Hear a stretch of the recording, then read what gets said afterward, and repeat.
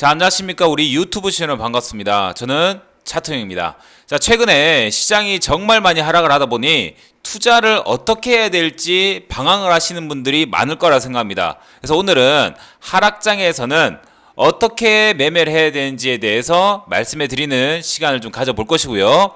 저 또한 이런 시장을 겪어가면서 어떤 식으로 투자를 진행하는지 오늘 말씀드려보는 시간을 가지도록 하겠습니다. 자, 그럼 오늘 바로 이런 주제로 또 시작할 건데, 하락장을 제가 좋아하는 이유, 하락장에서는 어떻게 매매해야 되는지, 올바른 매매 방법, 이런 것들을 좀 말씀해 드릴 텐데요. 오늘도 끝까지 시청해 보시고 좋은 수익들 그리고 많은 도움들 얻어가셨으면 좋겠습니다. 자, 그러면 첫 번째, 시장의 저점은 어디인지 이거부터 제가 먼저 말씀해 드리는 시간을 좀 가질 텐데요. 제가 예전에 시황 영상에서 분명히 시장은 더 떨어질 수 있다 라고 제가 지속적으로 말씀드렸습니다. 그때 제가 뭘 보고 그랬죠? 월봉상으로 딱 봤을 때 월봉상 지금 20선을 이탈을 하면 그 다음에 반등 나온다 하더라도 이건 떨어진다 라고 말씀드렸죠. 일단 최소한 60선까지 떨어져야 되고 그 이상까지도 떨어질 수 있다라고 제가 말씀드렸습니다. 결국에 어때요? 제 얘기처럼 떨어지죠. 그리고 코스피 같은 경우에서도 20선 이탈하고 나니까 어때요? 반등 나온다 하더라도 떨어지죠. 결국에는 떨어질 수밖에 없다라는 거예요. 왜? 그동안 많이 올랐기 때문에. 시장은 우리나라가 미국장처럼 계속 오르기만 하지 않습니다.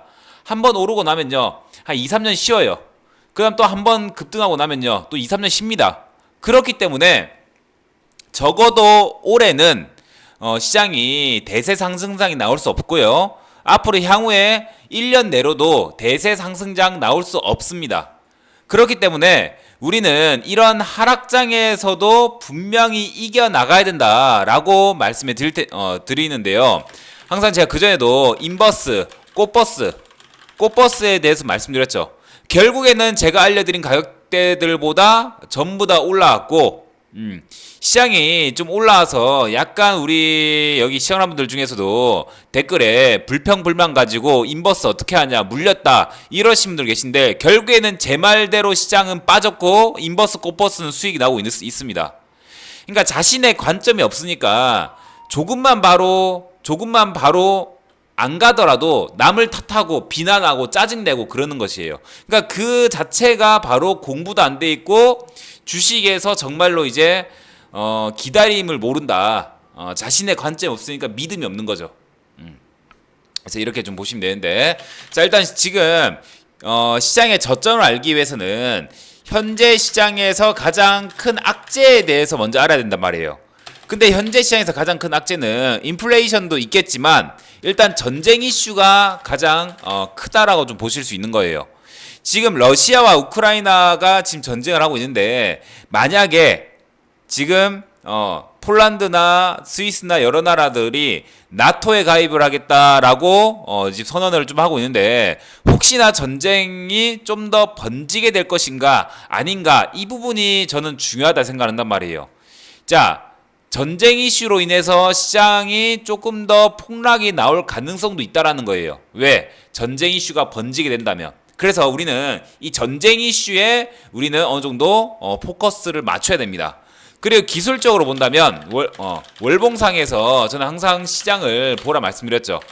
원래 시장과 종목은 전부 큰 흐름에서 봐야 됩니다. 큰 틀에서 봐야지만 되는 거지, 작은 흐름에서 좀 올라갔다고 해서 상승장 올 것이다? 아닙니다. 큰 틀에서 시장이 떨어질 것인가, 종목이 떨어질 것인가, 이런 걸 판단하는 거예요. 자, 제 기준으로는 일단 시장은 더 떨어집니다. 제 기준으로는 시장이 더 떨어진단 말이에요. 일단 코스피 같은 경우에서는 기본적으로 2500포인트 정도까지는 기본적으로 떨어질 수 있다라고 생각을 하고요. 그 다음에 코스닥 같은 경우에서는 저는 800포인트 부근까지는 떨어질 거라 생각합니다. 자, 제가 이렇게 말씀드리는 이유가, 과거에도 대세 상승장이 나오고 나서 20선을 이탈하면 이렇게 반등 나오다가 60선까지 최소한 떨어졌다가 그 이하까지 떨어질 수 있다 했죠. 그죠? 근데 그 이하까지 떨어지고 나서 어떻게 되죠? 주가는 다시 이렇게 올라옵니다. 그죠? 그리고 이제 대세 상승장이 나오고 나서 20선이 파란색이거든요. 종가상 20선을 파란색으로 이탈한다. 그럼 그 다음부터는 대세 하락장이 나온다. 그럼 적어도 60선까지는 또 하락을 했죠. 하락을 하고 나서 또 시장이 좀 반등을 좀 하는 거예요. 그러니까 적어도 일단 60선까지 하락을 한다라는 거예요. 자, 그 다음 20선 이탈을 했습니다. 20선 이탈하고 60선까지 급락시켰네요. 그 다음에 주가는 올라오다가 또 20선 저항 먹고 한번 떨어졌다가 120선에서 이탈 한번 하고 나서 쭉 올라오죠.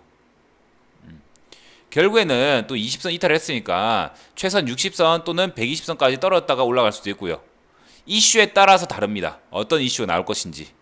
아시겠죠? 그래서 아직도 꽃버스나 인버스는 아직까지도 조금 더 들고 갈 수 있는 그런 부분들이 있다라고 저는 개인적으로 좀 생각을 하고요. 그 시장은 좀 더 앞으로 더 떨어질 것이다. 근데 이슈에 따라서 800포인트 이하로 떨어질 수 있을 것인지 이슈에 따라서 800포인트 지지받고 올라갈 것인지에 따라 다르다라고 좀 보시면 됩니다. 일단 최소 코스피 2500포인트, 그 다음에 코스닥은 800포인트 정도를 저는 생각을 좀 하고 있습니다. 아시겠죠?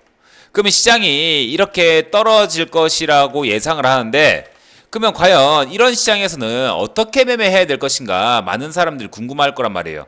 저는 기본적으로 무조건 이 하락장을 즐겨야 된다고 생각하거든요. 자, 즐겨야 된다고 생각하는데 하락장을 즐겨야 되는 이유부터 먼저 보도록 하겠습니다.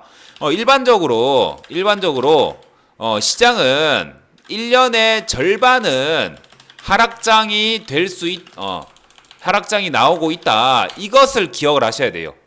보세요. 자, 보세요. 여기서 한 4, 5개월간 올라갔지만 그 다음엔 계속 떨어지죠. 1, 2년 동안. 또 1년 한 6개월 정도 올랐다가 그 다음에 한 2, 3년 동안 또 떨어지죠. 그러니까 기본적으로 우리는 하락장을 즐겨야 되고 하락장을 대응해야 되고 대응을 잘하고 매매를 잘해야지만 뭘 할 수 있다? 주식에서 성공할 수 있다. 하락장을 이용해야지만 주식에서 성공할 수 있다는 거예요. 아시겠죠? 자, 일단 제 유튜브에서는 시장의 변곡점을 최대한 정확하게 알려드리려고 하고 있습니다. 앞으로도 고점 신호 나올 때 말씀드릴 것이고, 그다음 저점 신호 나올 때 또 말씀드릴 거예요. 제 신호가 틀릴 수도 있겠지만 저는 기본적으로 좀 더 보수적으로 시장을 보는 거기 때문에 제 신호가 조금 더 우리 시청자분들보다는 조금 더 확률이 높지 않을까라고 생각을 합니다. 그래서 시장의 고점도 제가 분명히 이때도 제가 1월 달에도 알려드렸고요.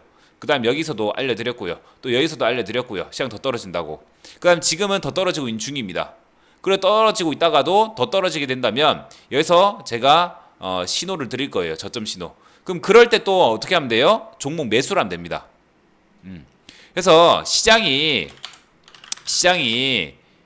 하락 때문에 종목이 빠지는 것은 무엇이냐면 이건 바로 엄청난 기회이고 엄청난 박앤세일이라는 거예요. 엄청난 기회이고 엄청난 박앤세일이다.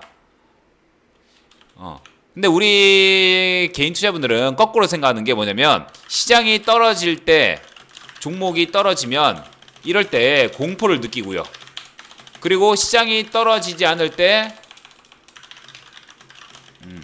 종목이 떨어지면 이건 눌림목이라 생각합니다. 저점 찬스라고 생각합니다. 저는 왜 거꾸로 생각하는지 모르겠어요. 시장이 떨어지면서 종목이 떨어질 때 이때가 바로 무엇이다? 바로 엄청난 찬스예요. 박앤세일이에요. 왜? 모든 종목들이 떨어지는 거니까. 시장 때문에. 기본적으로 시장은 사이클이 있다란 말이에요. 올라가기도 하고 떨어지기도 하고 또 떨어지기도 하고 또 올라가기도 합니다. 그렇기 때문에 시장이 떨어질 때, 종목이 떨어질 때, 이럴 때 모아가는 것이지, 시장이 떨어지지 않을 때 종목만 또 빠진다고 해서 그때가 좋다라고 생각하시면 안 됩니다. 오히려 지금 같은 시장이 분할 매수하기 좋고, 좋은 기업을 싸게 매수하기 좋고, 좋은 기업을 천천히 모아가기 정말 좋은 시장이란 말이에요. 우리 개인 투자분들은 정말 반대로 하고 계신 거예요. 아시겠죠? 오히려 시장은 영원히 떨어질 수 없는 것이고 좋지 않은 종목은 영원히 떨어질 수 있는 것입니다. 그래서 무서워해야 되는 포인트가 다르다는 거예요. 아시겠죠? 이렇게 보시면 될 것 같고, 그럼 현재 시장에서 올바르게 매매하는 방법을 제가 대략적으로 말씀드릴 것인데, 자, 하락장과 상승장의 대응은 바로 무조건 다르다는 거예요. 상승장에선 아무거나 사도 상승이 나올 수 있어요. 근데 하락장에선 바로 고수와 하수가 하수의 차이가 바로 극심하게 드러나는 거예요. 그래서 하락장에서 매매할 때 어떤 마인드를 들고 있어야 되는지 말씀해 드리자면, 잘 보세요. 자, 오늘 이 말씀 꼭 잘 들어야 됩니다. 자, 하락장에서 매매할 때는 가장 중요한 게 종목 선정이 가장 중요합니다. 종목 선정이 잘못되면 모든 게 틀어지고 손실이 날 수밖에 없단 말이에요. 상승장보다 하락장은 더더욱 그렇습니다. 그래서 상승장에는 좀 물린다 하더라도 좀 지나면 올라갈 수 있겠지만, 하락장에서 잘못 물리면 마이너스 50%까지도 떨어질 수 있습니다. 코로나 때 봤지 않습니까? 그죠? 그래서 하락장에서 어떻게 매매해야 되냐? 자, 이 얘기 가장 중요합니다. 시장이 떨어지더라도 더 살 수 있는 종목. 시장이 떨어지더라도 내가 이 종목을 더 살 수 있어야지만 종목 선정이 잘 된 거고요. 시장이 떨어지더라도 무조건 견뎌낼 수 있는 그런 종목이 중요한 것입니다. 그래서 하락장은 무조건 바게인 세일이기 때문에 좋은 기업을 싸게 분할로 잡아가는 게 가장 좋은 방법입니다. 아시겠죠? 하락장은 무조건 바게인 세일이에요. 그래서 좋은 기업을 싸게 분할로 잡아가는 게 가장 현명한 방법이고, 시장이 떨어진다 하더라도, 시장이 더 떨어진다 하더라도 더 살 수 있는 종목, 시장이 미치도록 떨어지더라도 내가 더 살 수 있고 더 견딜 수 있는 종목을 사야지만 무조건 승리할 수 있다는 거예요. 왜? 어차피 하락장이 있으면 상승장이 있고 상승장이 있으면 하락장이 있다는 거예요. 오히려 상승장 때는 언제 매도할까를 고민해야 되는 것이고, 하락장 때는 매수하는 걸 고민해야 된다는 거예요. 이렇게 마인드를 바꿔서 매매를 해야 돼요. 아시겠죠? 이걸 꼭 기억을 하시기 바랍니다. 그래서 오늘 좀 총정리를 하자면, 제가 앞으로도 시장의 변곡점이 어디인지를 정확하게 말씀드릴 거예요. 고점 어디인지, 저점 어디인지 그 영상을 항상 유튜브에 찍을 예정입니다. 그러니까 제 영상을 이제 그 실시간으로 받으시려면 알림 설정이나 그 다음에 구독 버튼 눌러 놓으시면 좋겠죠. 그리고 시장은 앞으로 더 떨어질 것입니다. 어떤 이슈가 나오는지에 따라서 다르겠지만 일단은 최소 60선까지는 떨어진다라고 저는 보고 있는 상태예요. 아시겠죠? 코스피 2500포인트, 코스닥 800포인트 요 정도까지 일단 보고 있는 상태고요. 자, 시장에서 올바른 매매 방법은 기본적으로 시장이 더 떨어지더라도 더 살 수 있는 종목, 시장이 떨어지더라도 무조건 견뎌낼 수 있는 종목, 하락장은 무조건 박앤세일, 좋은 기업을 싸게 분할로 살 수 있기 때문에 이럴 때는 절대 무서워하시면 안 됩니다. 무서워하지 말고 오히려 즐기세요. 하락장을 즐겨야 하는 이유는 무조건 박앤세일, 엄청난 기회, 엄청난 박앤세일이기 때문입니다. 한꺼번에 사실 필요는 없습니다. 절대. 지금 이런 시장이 좋은 기업을 싸게 분할로 잡아가는 절호의 기회라는 거예요. 일반적으로 시장은 1년의 절반은 하락장이 나오고 있습니다. 그렇기 때문에 항상 싸게 좋은 기업을 산다라는 생각으로 가져가 보시면 좋고, 아니면 테마주도 괜찮고 뭐 등등 다 괜찮아요. 근데 내가 시장이 떨어진다 하더라도 팔지 않고 가지고 할 수 있는 종목을 매수라는 게 중요한 거죠. 그래서 기업, 이슈, 재료, 차트 이 세네 가지가 전부 다 맞아떨어진 종목으로 매매를 해야 되는 것입니다. 그리고 그 분석한 거에 대한 믿음도 있어야 되고요. 아시겠죠? 그럼 오늘 이 정도에서 영상을 끝내도록 할 테니 이 영상을 꼭 보시고 이 하락장을 대비를 꼭 잘 하시고 하락장은 평생 겪을 거예요. 평생 겪을 것이니 즐기셔야 됩니다. 아시겠죠? 고생 많으셨습니다.